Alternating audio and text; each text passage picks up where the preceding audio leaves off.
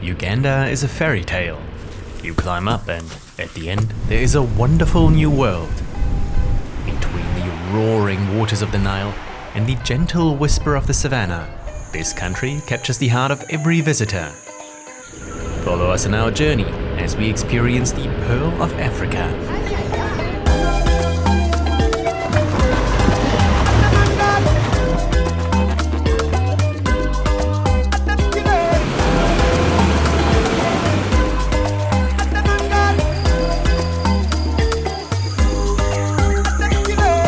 Road trip through Uganda started by picking up our rental car. Before long, we passed through the outskirts of Kampala, the country's capital city. The dense traffic soon started to ease up when we found ourselves on minor roads. Our destination was a hill overlooking the largest lake in Africa. Lake Victoria is a massive body of water that is almost the size of Ireland. Parts of its shoreline are covered by wetlands, which provide a habitat for many species. One of these marshes is Mabamba Swamp. To explore this wetland labyrinth, we set out on a small wooden boat.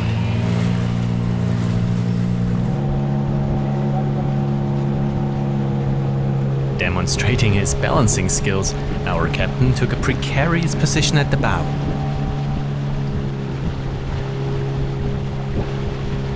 But suddenly it was engine off.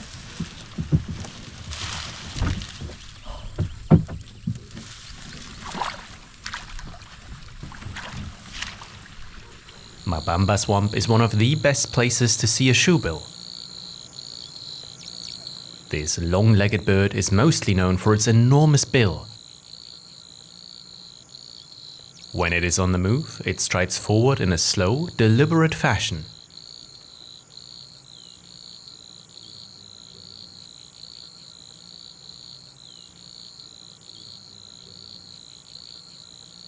More often than not, though, shoebills are completely motionless, patiently waiting for prey to surface.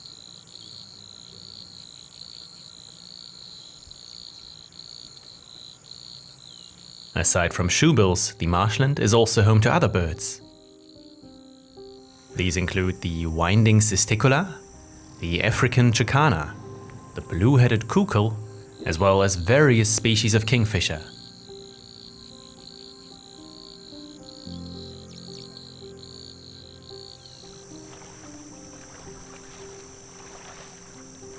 Back on firm ground, we continued our road trip, quickly learning more about the Ugandan art of overtaking.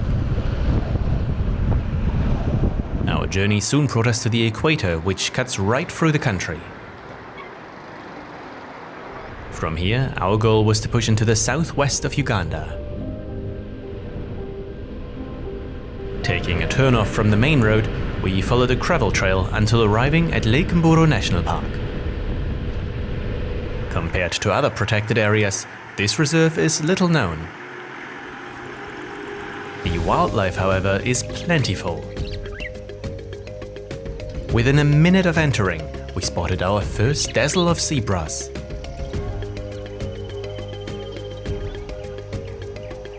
On a hot day, zebras are frequent guests at waterholes. It is there that they often meet other animals. Never straying far from water, the Defasa waterbug lives in groups of 5 to 12 animals. Every herd is made up of several females and their young, as well as one dominant male. While females have no headgear, the male's fluted horns can reach an impressive length of 90 centimeters.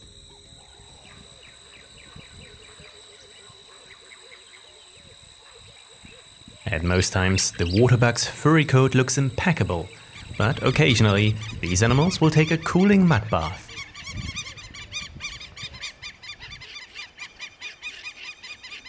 A far more common patron of this natural spa is the Cape buffalo. These large animals are experts when it comes to wallowing in mud. The reasons for this behavior are manifold. ranging from regulating their body temperature to getting rid of parasites, and even applying a layer of protection against stinging insects. If given the opportunity, buffaloes will sit in a mud pit for hours.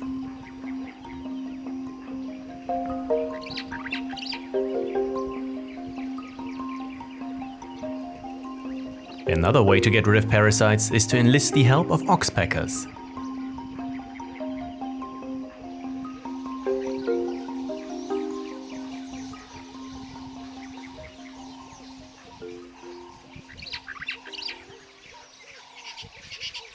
Once the buffaloes had vacated the prime spots, some warthogs came by to reapply their mud coating. Among olive baboons, such a behavior is unheard of.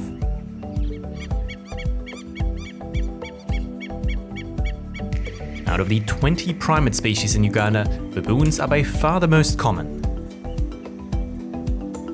Their large family groups can easily exceed 100 animals.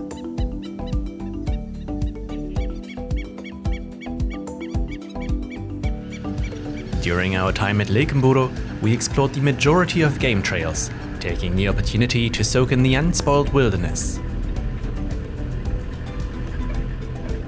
Much to our delight, we almost had the park to ourselves, as we met less than a handful of other vehicles. Among the many antelopes we spotted, impalas were by far the most numerous. A much rarer sight is the common eland. With a lot of luck, we also caught a glimpse of a dwarf mongoose.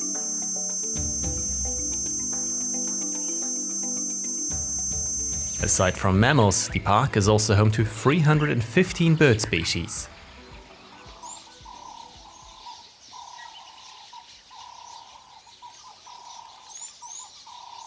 The only creature that we deeply disliked was the tsetsefly, a biting insect found in dense bushland.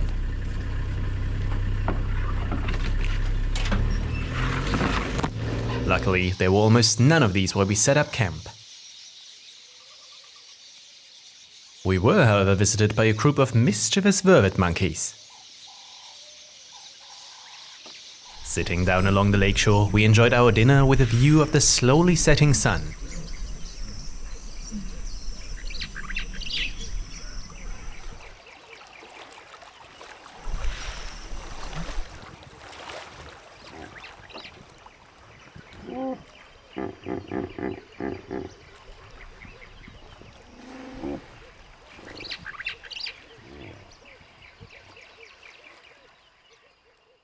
The following day, we experienced our first rain shower. As a result, our view of Lake Bunyoni was rather moody. Carrying on, we followed several minor roads, slowly making our way to Bwindi Impenetrable Forest. Translating to Place of Darkness, this forest is extremely old, biologically rich and ecologically important. A total of 10 primate species call it their home, the most well-known of which is the mountain gorilla. To see these rare animals, we joined a gorilla habituation tour. First, however, we had to find them, which meant following a series of muddy trails.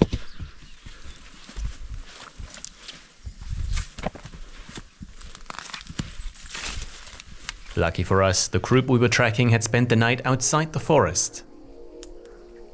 To be precise, we spotted them at the edge of a potato field, which made for an amusing first encounter.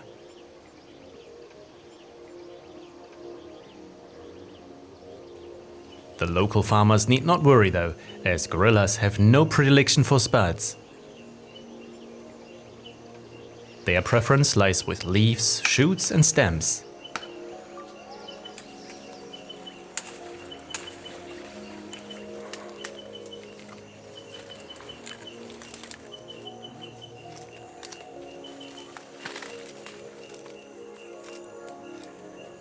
"20 minutes later, the group decided to move on. Whereas they had been clearly visible before, they now disappeared within a heartbeat. Despite us still being on the outskirts of the forest, its impenetrable nature quickly became evident.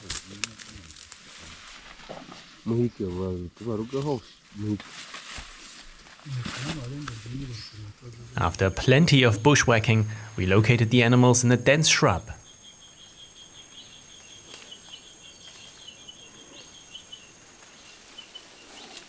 Mountain gorillas are highly social animals. Each group is led by a dominant silverback, who is often supported by a second in command.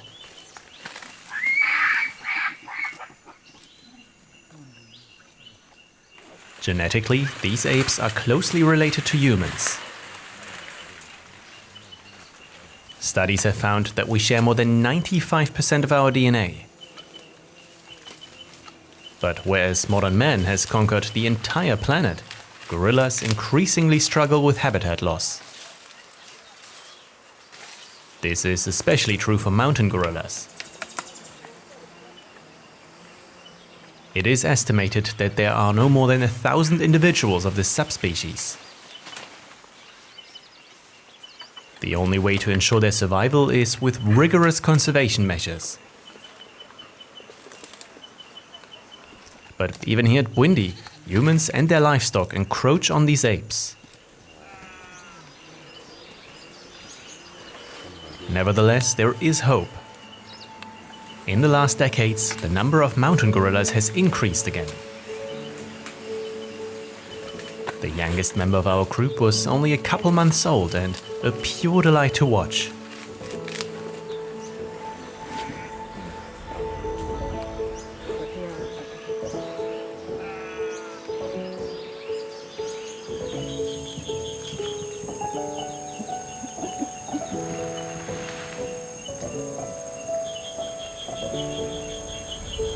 Another highlight of our time at Bwindi was the encounter with a three-horned chameleon. These elusive creatures are fascinatingly odd. For starters, they can move their eyes independently, achieving a 360-degree field of vision. Additionally, their movements are extremely peculiar, as they constantly sway back and forth.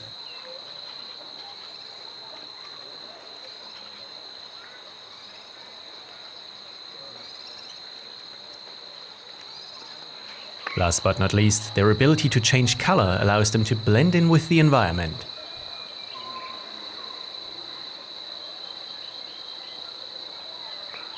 Both the three-horned chameleon as well as mountain gorillas can also be found in Uganda's southernmost national park.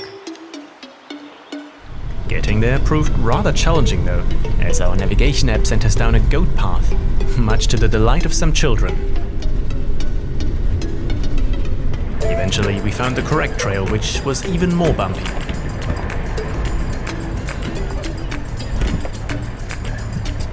As part of the Virunga Mountains, Mgahinga National Park is home to 3 extinct volcanoes and several vegetation zones. At lower elevations, the park is characterized by bamboo. Higher up, montane forests dominate the scenery. A great way to experience the park is by climbing one of its volcanoes. I decided to ascend Mount Sabyinyo, which, as it turns out, is by far the most difficult. More than half of the trail is a scramble up steep ladders.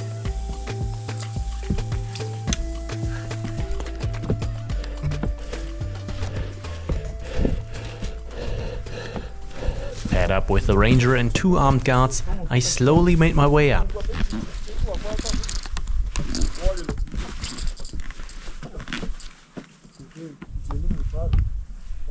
The higher we climbed, the more the scenery started to change.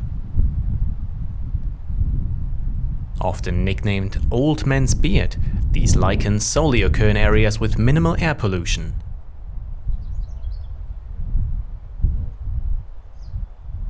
After getting some encouragement from this sign, we pushed on until reaching the first summit.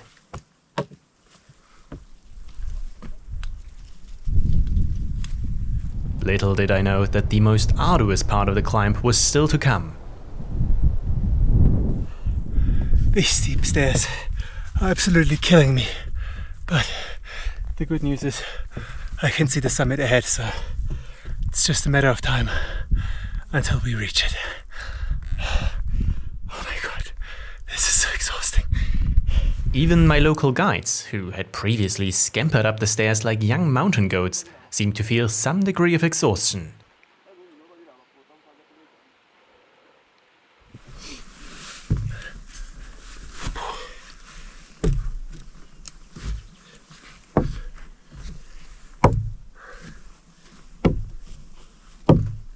It might come as a surprise to many people, but Uganda is home to several seriously impressive mountains. Among others, there's Mount Stanley with Margarita Peak, which reaches more than 5,100 meters, and that particular peak requires an 8-day trek to reach its summit. But luckily, there are also other mountains that can be conquered in a single day, such as Mount Sabyinyo right here with its third peak. And one really cool fact about the third peak is that you'll be sitting in Uganda, Rwanda and also the Democratic Republic of the Congo, because this peak is shared between all three countries, and I'm almost willing to say that this fact alone makes the strenuous climb worth it. Other than celebrating that I had reached the final peak, my time on the summit was mostly spent catching my breath and taking in the fleeting clouds.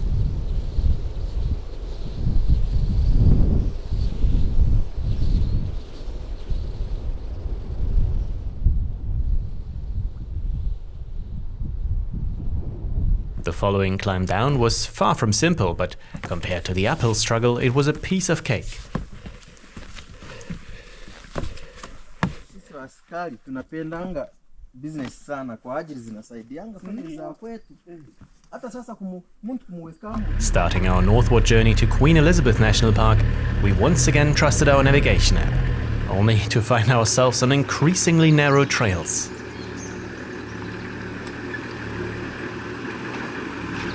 This region of Uganda is heavily dominated by agriculture, with fields covering most valleys and hillsides.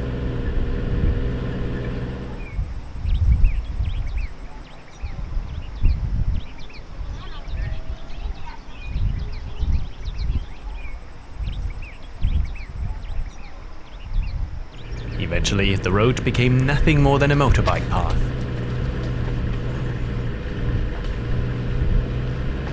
Admitting defeat, we turned around and took the long route to reach our destination.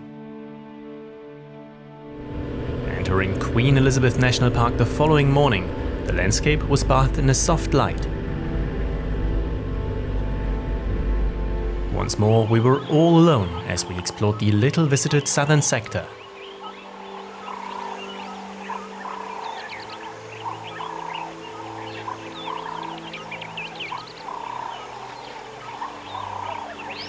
In the past, the Ishasha sector was famous for its tree-climbing lions.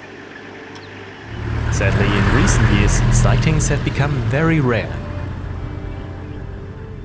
Despite an intense search and checking every single tree, we did not see a single lion. Fortunately, there were many other animals.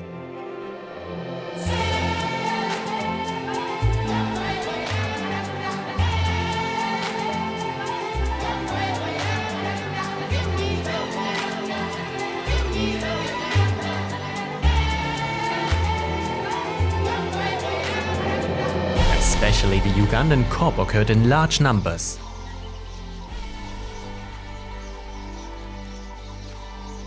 These antelopes prefer open savannas where they feed on grasses.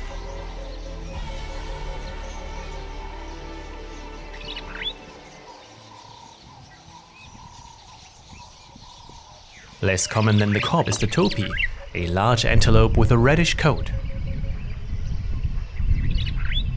In Uganda, these animals were almost wiped out due to decades of political unrest.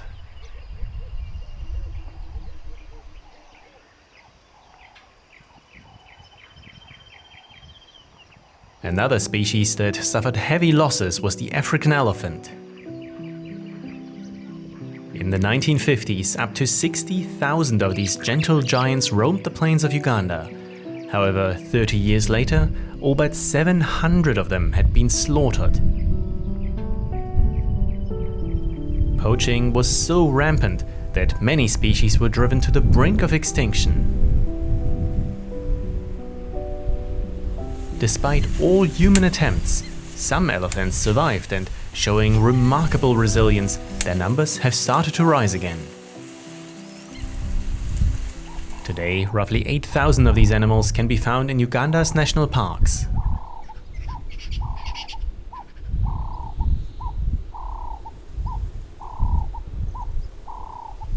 Elephants have an enormous impact on the ecosystem. Because of their feeding behavior, they act as landscape gardeners. Without elephants, scrub will quickly replace grasslands, leaving many animals without the food they rely on.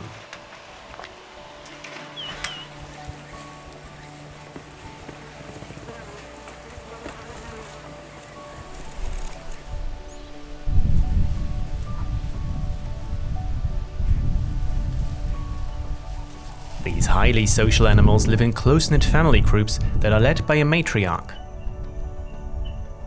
Different generations depend on her guidance of where to find food and water.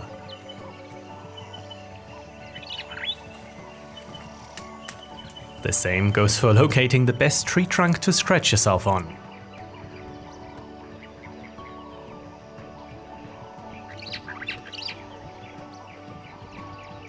All of this experience is accumulated over a lifetime that can exceed 60 years.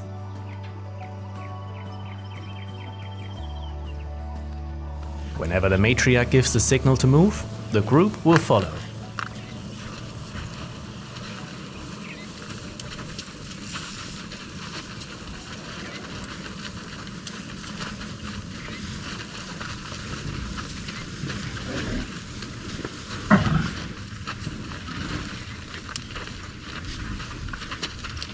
Another option for vegetation management is controlled burns.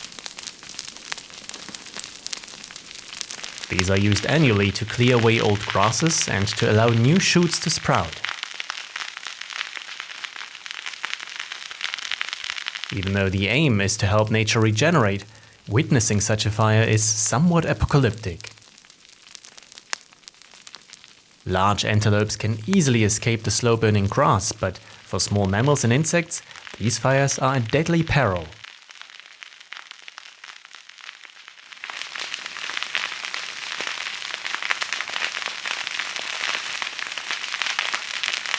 Luckily, our next destination offered us the polar opposite.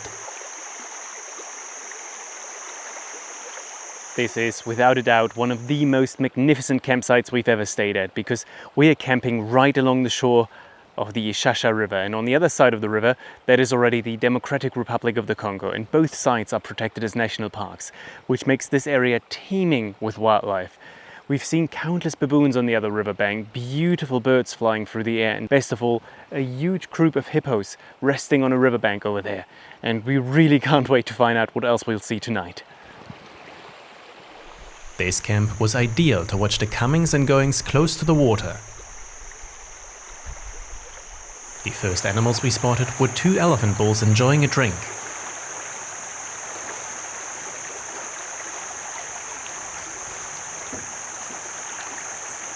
A little while later, a family of hippos emerged. Generally speaking, these creatures only leave the water at night. But in areas where they feel particularly safe, they are known to sunbathe on riverbanks. After some time, the pod of hippos had grown to more than 20 animals.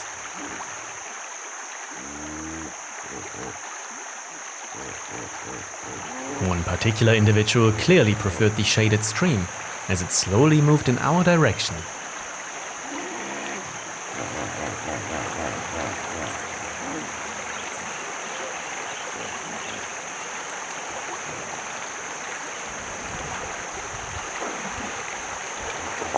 The biggest spectacle was a woodland kingfisher repeatedly bashing a frog against a branch. Once it had made sure that its prey was dead, it swallowed the frog whole.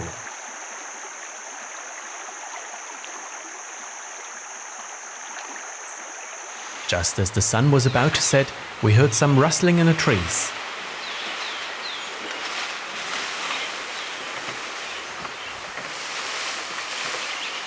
To our delight, a group of eastern black and white Colobus was feeding directly above our camp. Also known as mantled giraffes, these old world monkeys prefer dense woodlands where they can easily move from branch to branch.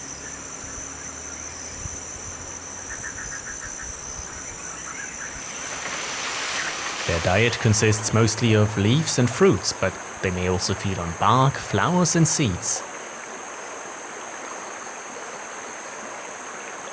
Whenever they are not feeding, they are likely to be allo-grooming. This behavior strengthens their social bond and allows them to remove parasites.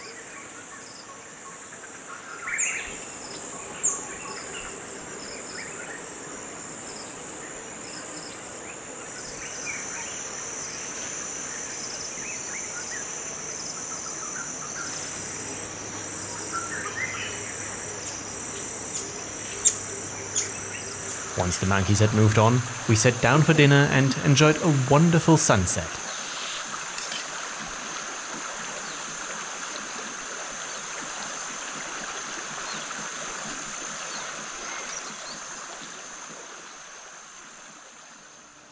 Getting up early the next morning, we were welcomed by the rising sun before heading to the northern sector of the park.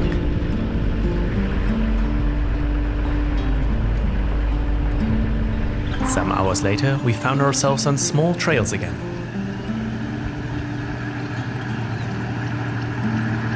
Many of these were extremely dusty.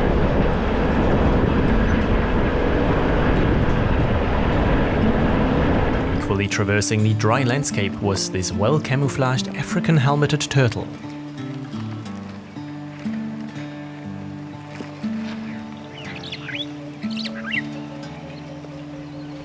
Easier to spot was a sounder of giant forest hawks. With a weight of up to 275 kilograms, these are the world's largest wild pigs. Of course, Queen Elizabeth National Park is also home to a plethora of birds. More than 600 species have been identified here. Some of these we had already seen previously. Others, such as the black-bellied bustard, were new to us. One of the prettiest birds we spotted was the white-throated bee-eater. In comparison, this marabou stork was exceptionally ugly. To round off our time in the park, we decided to explore its crater drive. The option to see this part is on a little-used trail that may only be driven with explicit permission or an armed guard.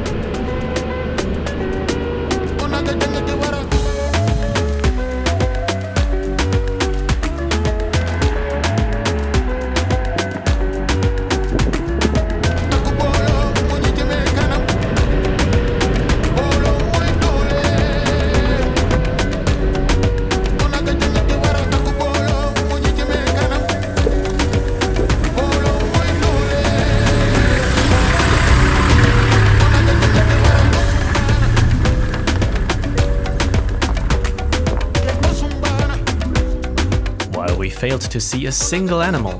The views were excellent.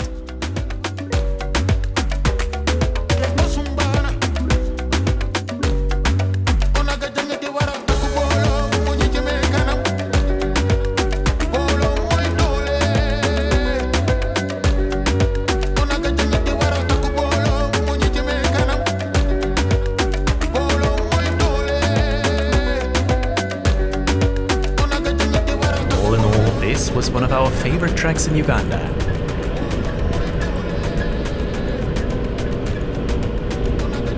Leaving the park behind, we crossed the equator once more before heading towards Kibale National Park.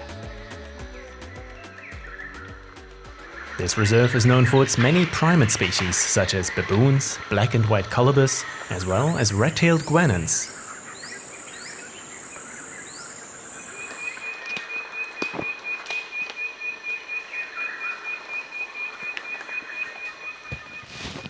In the trees above us, there's a troop of about 25 chimpanzees, and they are feeding on some very tasty fruits. Humans share about 98% of our DNA with these animals, but clearly we have taken a very separate path since we split from a common ancestor a couple million years ago. But exactly this fact makes watching and studying these animals all the more fascinating. Unlike gorillas, chimpanzees spend a lot of time in the canopy. This is where they find their favorite type of food. Above anything else, chimps have a fondness for fruits, which they devour with relish.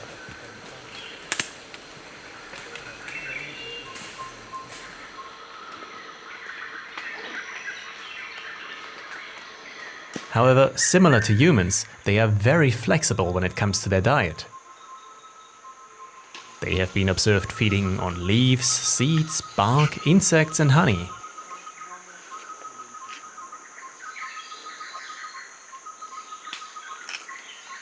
Moreover, they are known to hunt small mammals and other primates.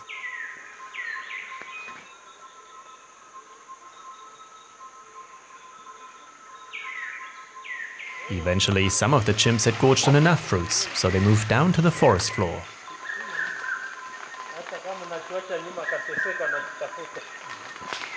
One of them had apparently overeaten, as he started to take a nap directly in front of us.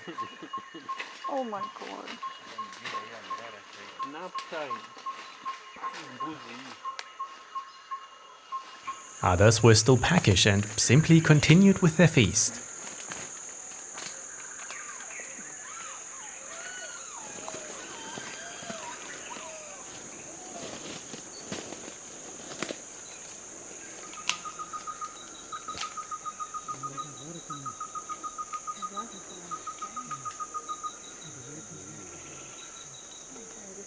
All of a sudden, the group started to move deeper into the bush. Following them was easier said than done.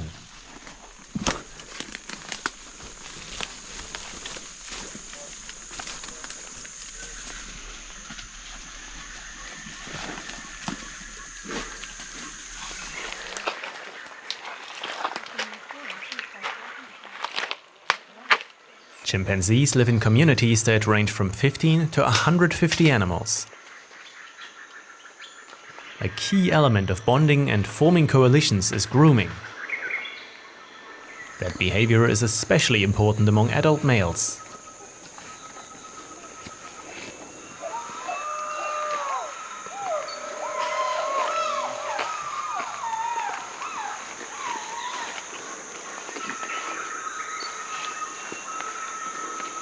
When looking at these animals, it almost seems as if they live in perfect harmony.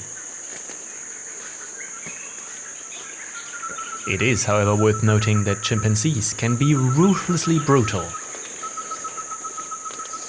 In the past, researchers have observed chimps wage literal war, strategically killing off members of rival groups. Such behavioral traits underline the close kinship between our species. For the moment, though, everything was peaceful.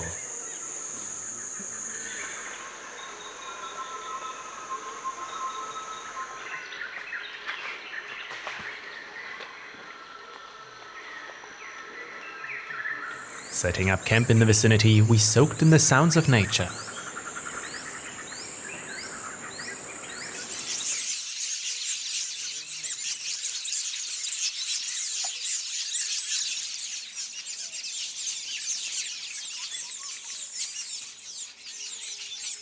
Sticking to backcountry trails, we left Kibale westwards.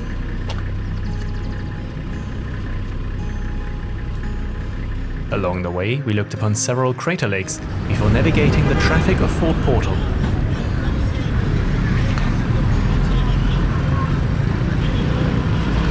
Our destination was a protected area in the far west of the country.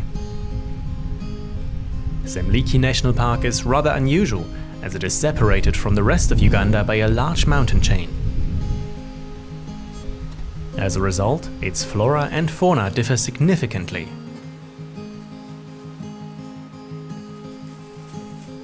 The most popular attraction of the park is its hot springs.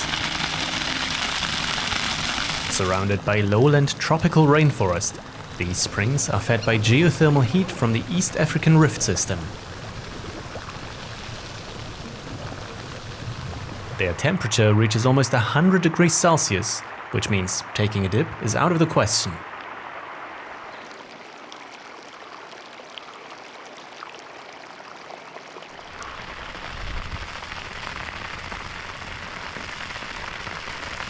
Continuing our road trip, we started to head towards the northern part of the country. Just 100 years ago, the plains of Uganda were teeming with rhinoceros, but due to relentless poaching, every single one of them was shot. Luckily, rhinos survived elsewhere, which means that an initiative could be started that brings these beautiful animals back to Uganda. Here at Ziwa Rhino Sanctuary, an original 6 animals have multiplied to 46 in less than 20 years, and that is giving rise to hope that these majestic animals will once more roam freely.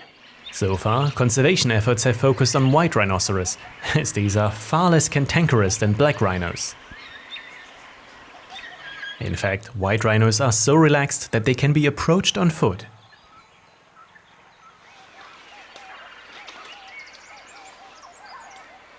These animals feed exclusively on grasses. About half of each day is spent on the search for food. This is necessary to fuel their enormous bodies, which can reach a weight of 2 to 3 tons.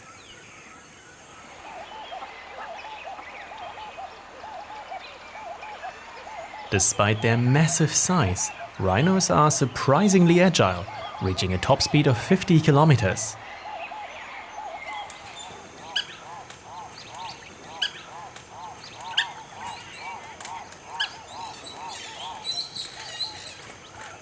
In the wild, a fully grown rhinoceros does not have predators.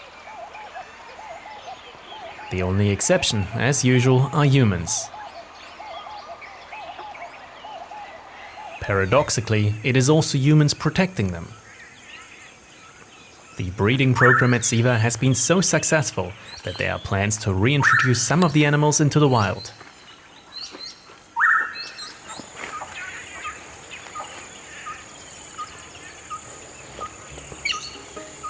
In addition to rhinoceros, Ziwa is also a sanctuary for other species.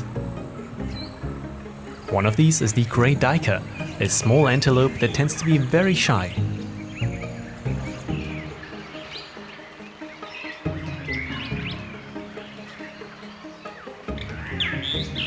The larger bushbuck, on the other hand, is less timid.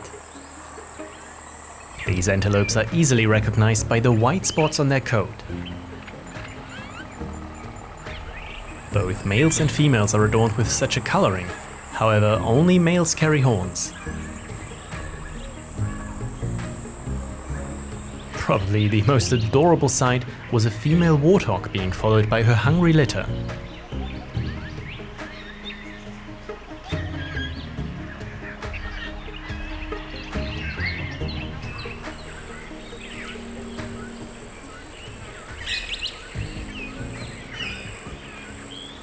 Carrying on, we continued north towards Murchison Falls National Park. This reserve is both the oldest and largest national park in the country. Instead of staying on the main road, we opted for one of the smaller trails. This turned out to be an excellent choice as we quickly spotted new species. A very common sight is the oribi. This small antelope prefers open plains where it feeds on fresh shoots.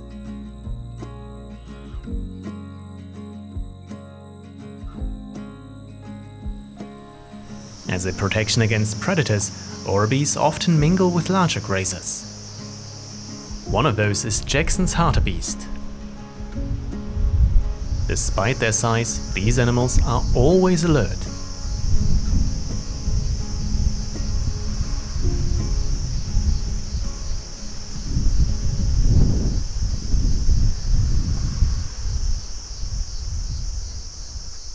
Spending hours on remote trails, we enjoyed the utter solitude.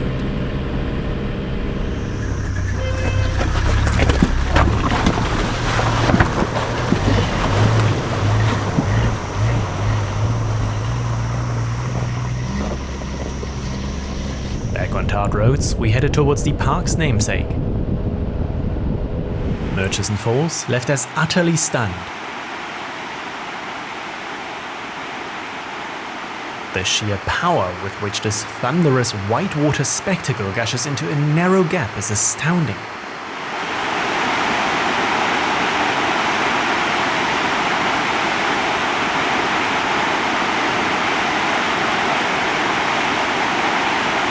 Adding another layer of fascination is the fact that this is not just any river, but the White Nile, a major tributary of Africa's longest waterway. Several viewpoints provide a different perspective. Some of these come with a 100% certainty of getting soaked.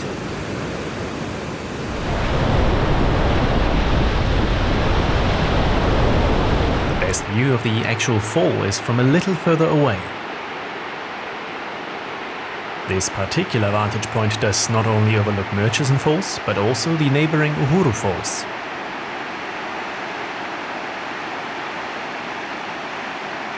For us, this was the unrivaled scenic highlight of Uganda.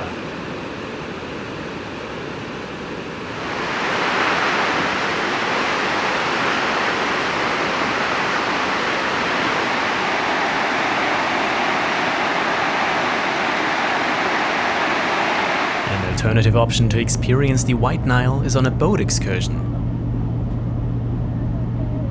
This is a great way to spot Nile crocodiles as they regularly lounge along the riverbank.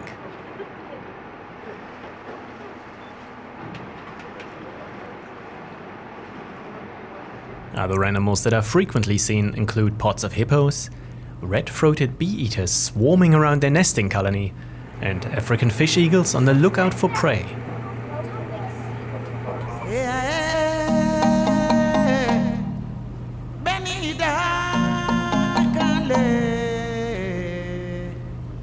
Following the Nile in the opposite direction, we drove through rich grasslands.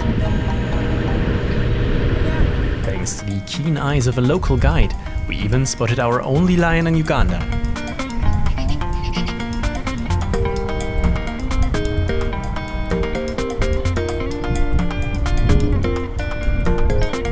One of our favorite moments was when we came upon a tower of giraffes. More than 20 of these long-necked animals were peacefully feeding around us.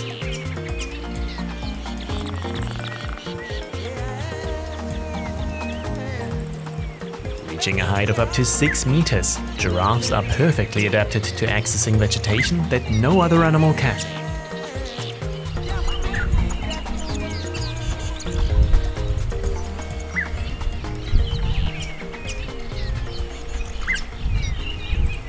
Closer to the ground, these Tantalus monkeys were cautiously scanning their surroundings. Despite being skillful climbers, they spend a lot of time roaming the savannah. This requires constant vigilance as they are preyed on by lions, leopards and eagles.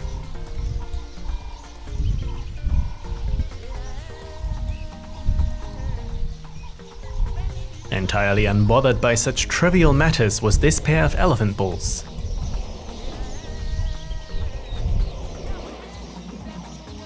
Several hours later, we reached the delta where the White Nile enters Lake Albert. Aside from countless bird species, this area is also popular among kops as well as hippopotamus. Just as we were about to leave, we noticed other visitors in trouble. Lacking four-wheel drive, they had gotten stuck in the soft sand. Luckily, we carried some gear to help them out of their predicament.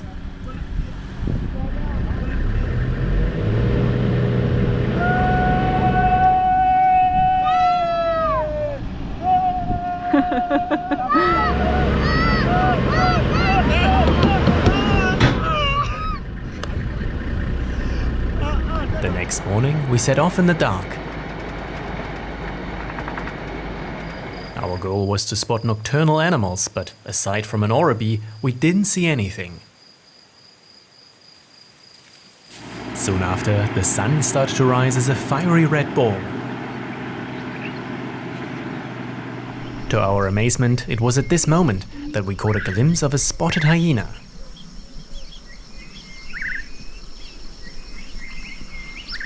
Carrying on with our sunrise drive, the views just got better and better.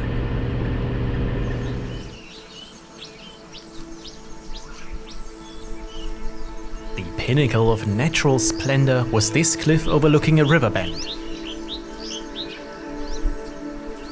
To fully soak in the scenery, we sat down and had breakfast.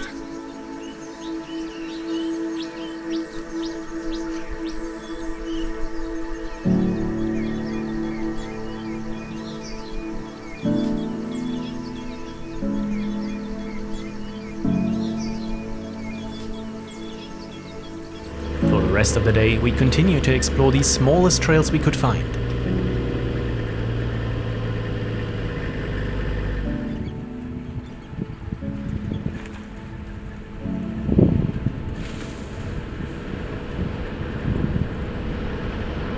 Once again, we were the only humans far and wide, albeit we were surrounded by scores of animals.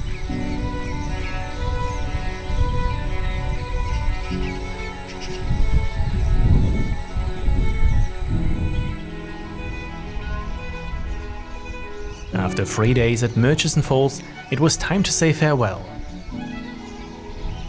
Our next destination was the most remote national park in the country. To get there, we drove more than 300 kilometers across northern Uganda. Kidepo Valley National Park is the epitome of untouched wilderness.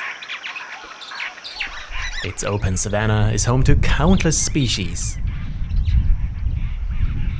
Far from any urban centers, human encroachment has been minimal. This makes Kidepo the ideal destination if you value silence, adventure, and a varied fauna.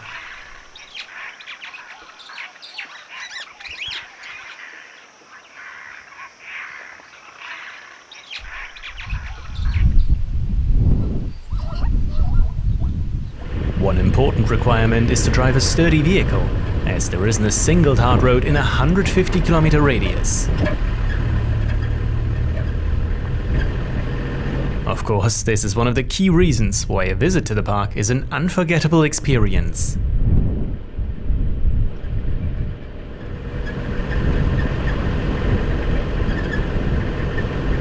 I'm surrounded by an assortment of very funny looking oblong somethings, and each and every one of these somethings weighs around 7 to 12 kilograms. And these are, interestingly enough, fruits. To be precise, they are the fruits of the aptly named sausage tree because they hang upside down on a tree like sausages. Sadly, for humans, these fruits are inedible. However, animals have found quite a liking to them. Specifically, that would be giraffes and elephants. And what is even more interesting, if an elephant eats too many of these fruits, they are known to get tipsy, swaying and staggering around, telling everyone that they have eaten too much from the sausage tree. Well, at least this is a story told to us by one of the local rangers. If it is actually true is a bit questionable, as an elephant would have to consume a vast amount of these fruits to become intoxicated. But drunken elephants aside, there are many other things to see. For example, Kidepo has the country's highest concentration of Cape buffalo. As a result, death is never far away.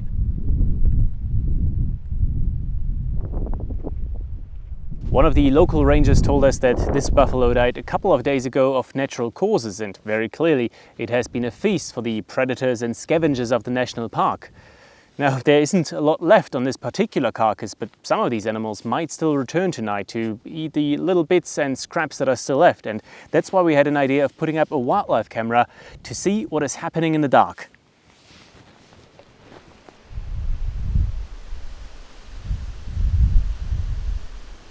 Having set up the camera, we retreated to our campsite. Because of its location on top of a hill, we enjoyed a spectacular view of the landscape.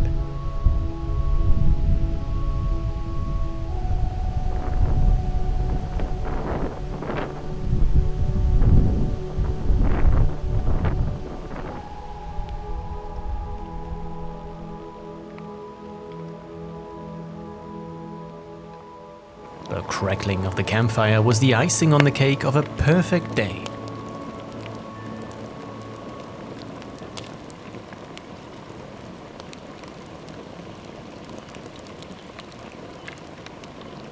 While we went to sleep, at the Carcass, things were just getting started. Africa's most opportunistic predator was first on sight. Spotted hyenas are both successful hunters as well as scavengers. 2 individuals kept circling around the carcass for about 15 minutes. Apparently they disliked being filmed, so they simply dragged the buffalo away.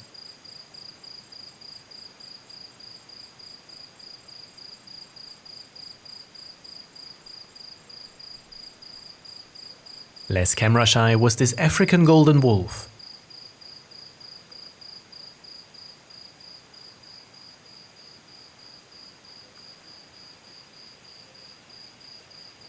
When we returned the following morning, it was a group of vultures dining at the buffalo buffet.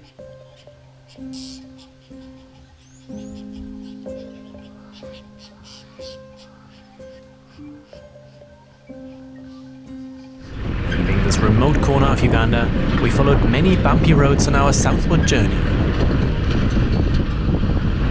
Our plan was to cross the entire eastern part of the country until arriving at Mount Elgon National Park.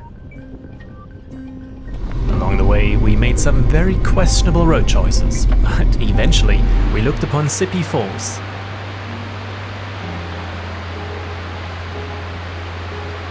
The main reason for our visit was another one though.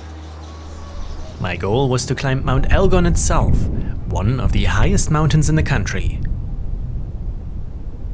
To achieve that, I first had to survive a quintessential Ugandan experience. Commuting by motorbike taxi is a daily routine for many locals.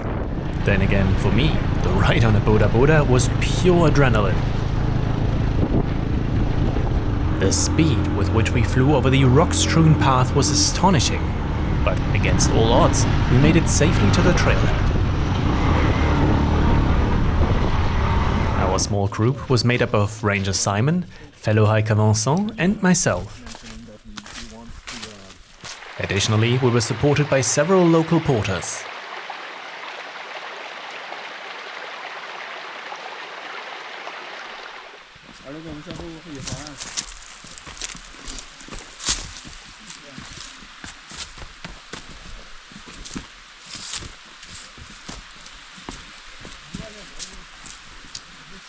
Less than 2 hours into the hike, the vegetation started to change noticeably, with plenty of lichen adorning the trees.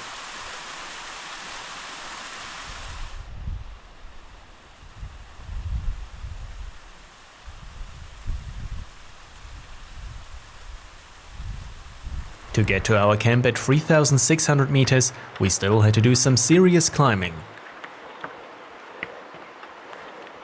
For some, this was much easier than for others. Wow!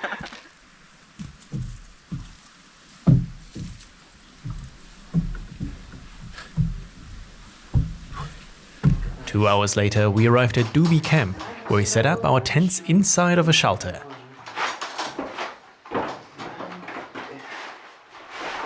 Surrounded by nothing else than nature, this was a wonderfully quiet place.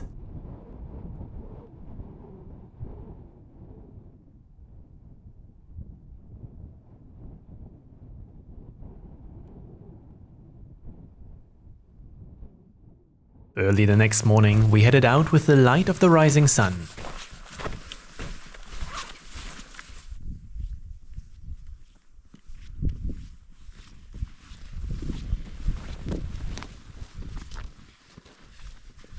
We have just passed the 4,000 meter mark and the air is getting noticeably thinner, but luckily the path is fairly even and there isn't a lot of steep ascents, so this is very manageable and the sun is out, landscape is beautiful, so just a matter of time until we reach the summit.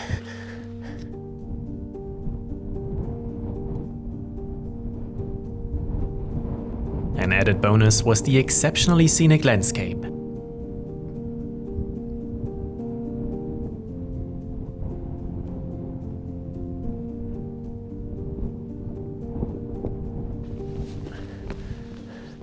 We have made it to Wagagai Peak, the highest point on Mount Elgon, with 4,321 meters.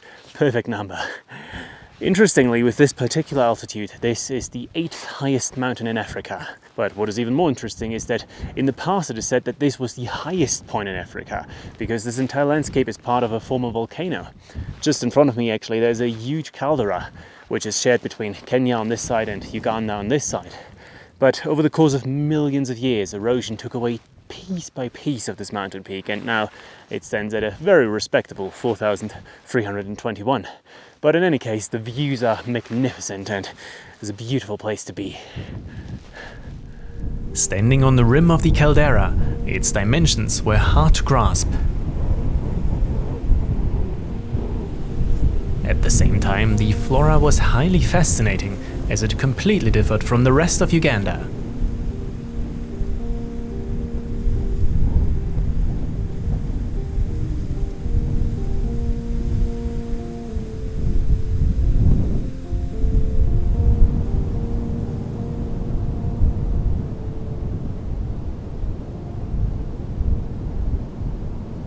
Eventually, it was time to head down again.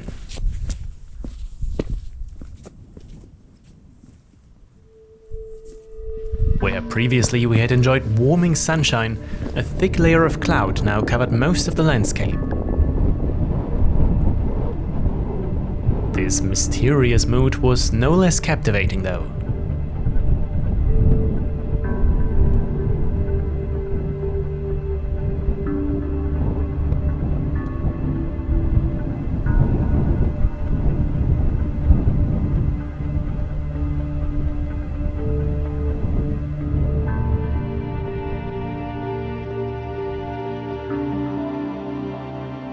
Back on the road, we added one last inland loop.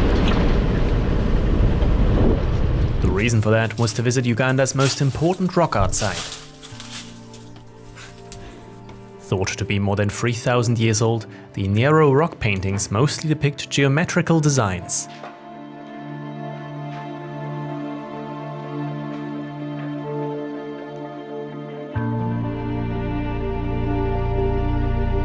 Later that day, we set up camp at a remarkable spot.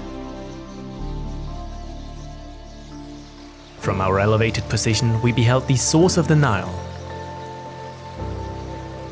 The long journey of the White Nile starts right here, where it drains from Lake Victoria.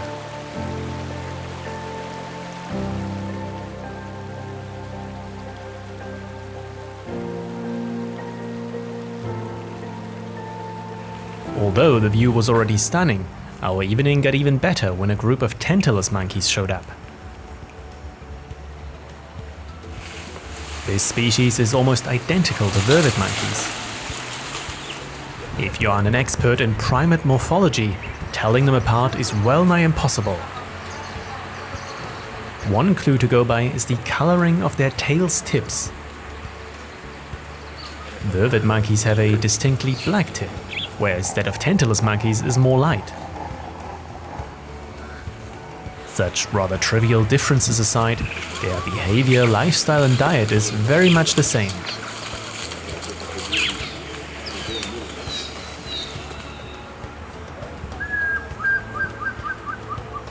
Tantalus monkeys are opportunistic omnivores, feeding on anything they can get their hands on.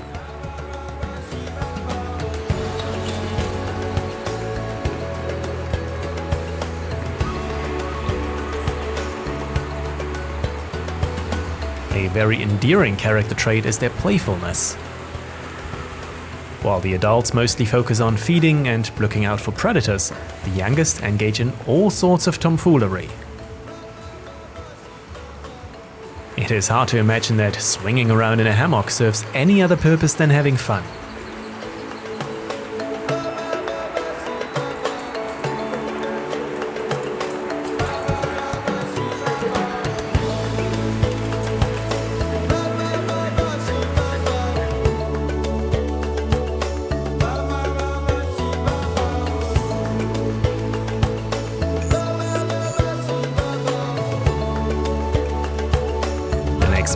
we closed our rooftop tent one last time.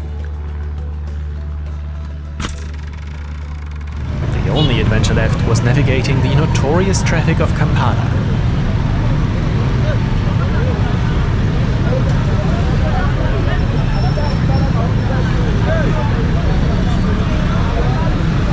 After 1 month, driving more than 4,000 kilometers, our road trip through Uganda came to an end. Our time in Africa taught us more than just the simple joy of adventure. Uganda's wilderness is a window to a bygone era, a time when animals roamed freely, thriving while fighting for survival. Nowadays, human encroachment is a constant threat, but looking into the eyes of a wild animal, it is easy to forget these troubles and simply hope with all our hearts that we have the wisdom to protect them.